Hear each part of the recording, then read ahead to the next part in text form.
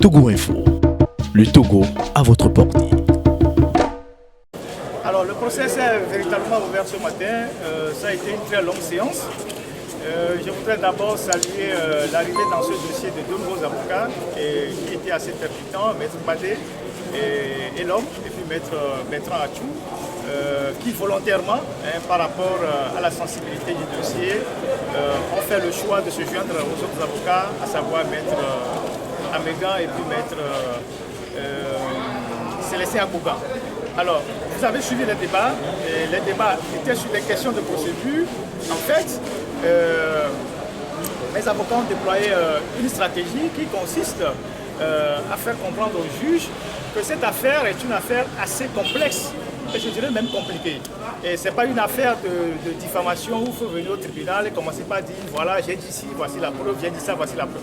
On parle de mécanisme de détournement sur l'importation du pétrole sur une dizaine d'années. Et c'est ce mécanisme-là qu'il faut décortiquer pour expliquer à l'opinion comment le détournement a eu lieu. Alors, les débats ont été assez vigoureux, ça a pris du temps et le juge a retenu le dossier. Alors, lorsque nous sommes revenus pour maintenant rentrer dans le fond du dossier, mes avocats ont estimé que par rapport à la sensibilité du dossier et par rapport à sa technicité, le plaignant devait être au tribunal parce que mes avocats estiment que les avocats de la partie plaignante ne pouvaient pas répondre à toutes les questions.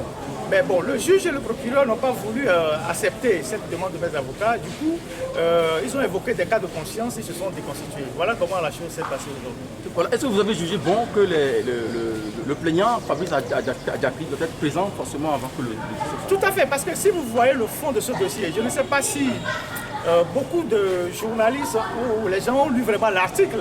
En dehors de toutes les questions concernant Fabrice a 40 ans, il a 32 ans, ou il a ci, il a ça, ça c'est des questions subsidiaires. Mais c'est le mécanisme même des détournements des fonds. C'est ça qui est important. Comment est-ce qu'on importe le pétrole? Sur quel mécanisme? Comment on facture le dollar? Quand est-ce qu'on livre le pétrole? Les avocats, je ne crois pas qu'ils sont censés connaître tout ça. Pas surtout que j'ai appris qu'un avocat, il n'y a pas très longtemps, demandait en France comment est-ce qu'on fixe le mécanisme de pétrole. Ça veut dire que ces avocats ne sont pas vraiment outillés pour comprendre. Donc le prévenu devait être là pour qu'on fasse un débat contradictoire. Bon, le plaignant plutôt devait être là pour qu'on fasse un débat contradictoire qui nous dise sur le mécanisme d'importation qu'est-ce qui a été dit de faux et qu'est-ce qui a été dit de vrai. C'est de ça qu'il s'agit. Et on était là, vous avez appris que l'autorité ou le ministère de tutelle a commandité un audit. Si le régime lui-même a estimé que l'affaire est suffisamment grave pour commanditer un audit, c'est qu'il y a quelque chose qui cloche quelque part. Alors pourquoi eux, ils cherchent par tous les moyens à précipiter le procès alors que l'audit n'est pas sorti?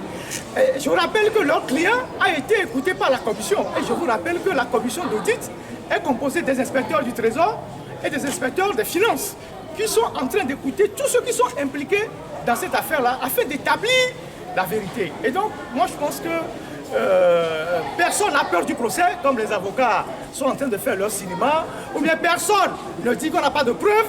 Nous voulons juste que les procédures soient respectées pour qu'il y ait un procès qui permette d'éclairer l'ensemble des citoyens. C'est ce qui est important.